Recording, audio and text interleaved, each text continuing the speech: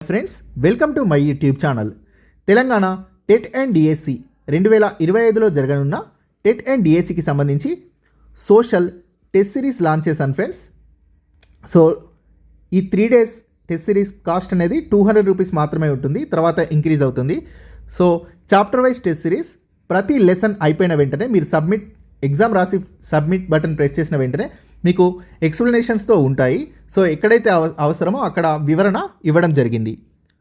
So అలానే TET and DSC social material PDF material 180 రూపీస్కే వీడియోస్తో అవైలబుల్ ఉంది.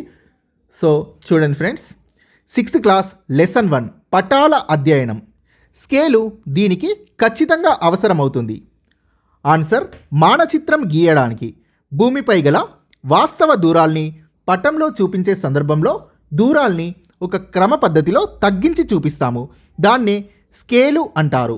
స్కేలు అంటే 2 బిందువుల మధ్య ఉండే దూరానికి మరియు వాస్తవంలో ఆ 2 ప్రదేశాల మధ్య ఉండే దూరానికి మధ్య గల నిష్పత్తి. దీన్నే స్టేట్మెంట్ స్కేల్ అని కూడా అంటారు. స్టేట్మెంట్ స్కేల్ అంటే ఈ స్కేల్ నందు 1 సెంటీమీటర్కి 1 కిలోమీటర్ మొదలైన పదాల ద్వారా సరళ వాక్యాల్లో స్కేల్ని సూచిస్తారు. ఈ సరళమైన ప్రకటన స్కేల్లో పటంలో ఉన్న 2 ప్రదేశాల మధ్య దూరం 1 సెంటీమీటర్ అయితే భూమిపై గల వాస్తవ దూరం 1 కిలోమీటర్గా ఉంటుంది. చిహ్నాలు ఒక ప్రదేశంలోని వివిధ అంశాల్ని పటంలో చూపడానికి ఉపయోగించే గుర్తులు. మానచిత్రాలంటే ఇవి చాలా చిన్నవి. వీటిల్లో వాస్తవంగా ఉండే హాస్పిటల్, చెరువు, అడవి మొదలైన వాటిని ఉన్నవి ఉన్నట్లుగా గుర్తించలేం. పటంలో వీటిని గుర్తించడానికి చిహ్నాలు వాడతారు. వీటిని సాంప్రదాయక చిహ్నాలు అని అంటారు. సో సెకండ్ క్వశ్చన్, మానచిత్రాలపై దూరాన్ని సూచించడానికి ఉపయోగించేది ఆన్సర్ స్కేలు. స్కేలు పటంలో ఉన్న 2 బిందువుల మధ్య దూరానికి మరియు భూమిపై ఉండే వాస్తవ దూరానికి మధ్య ఉండే నిష్పత్తి. ఈ చిహ్నం దేన్ని సూచిస్తుంది? ఆన్సర్: చెరువు. ఈ చిహ్నం దేనిని సూచిస్తుంది? సో ఇది మట్టి రోడ్డుని సూచిస్తుంది. ఈ గీతలున్న ఇది మట్టి రోడ్డుని సూచిస్తుంది, గీతలతో ఉన్న చిహ్నం. సో తారు రోడ్డు అంటే ఈ విధంగా ఉంటుంది. సో ఈ చిహ్నం దేనిని సూచిస్తుంది? ఆన్సర్: మీటర్ గేజ్ రైలు మార్గం. ఈ చిహ్నం దేనిని సూచిస్తుంది? ఆన్సర్: బ్రాడ్ గేజ్ రైలు మార్గం. ఈ చిహ్నం దేనిని సూచిస్తుంది? ఆన్సర్: రెస్టింగ్ హౌసెస్, నివాస ప్రాంతాలు. సాధారణంగా పటాలు తయారు చేసే వాళ్ళు వాళ్ళ అవసరాలకు అనుగుణంగా సరైన చిహ్నాల్ని రూపొందించుకుంటారు. కానీ మనం కొన్ని సాధారణ చిహ్నాల్ని తరచుగా ఉపయోగిస్తుంటాం. వీటిని ఏమని పిలుస్తారు? ఆన్సర్: సాంప్రదాయ చిహ్నాలు. మానచిత్రాలు తయారు చేసేటప్పుడు సాధారణంగా ఉత్తర దిక్కు ఏ భాగంలో ఉంటుంది? ఆన్సర్: పై భాగం. తూర్పు ముఖంగా నిలబడ్డ వారికి ఉత్తరం ఏ దిశలో ఉంటుంది? సో తూర్పు అంటే ఇటు సైడ్ డైరెక్షన్ చేసి నిలబడ్డ వారికి వెనుక వైపు సో ఇలా డైరెక్షన్ చేసి నిలబడ్డ వారికి ఎడమ చేయి ఇటు, కుడి చేయి ఇటు ఉంటుంది. సో తూర్పు ముఖంగా నిలబడ్డ వారికి ఎడమ చేయి వైపు ఉత్తరం ఉంటుంది. సో ఆన్సర్ ఎడమ.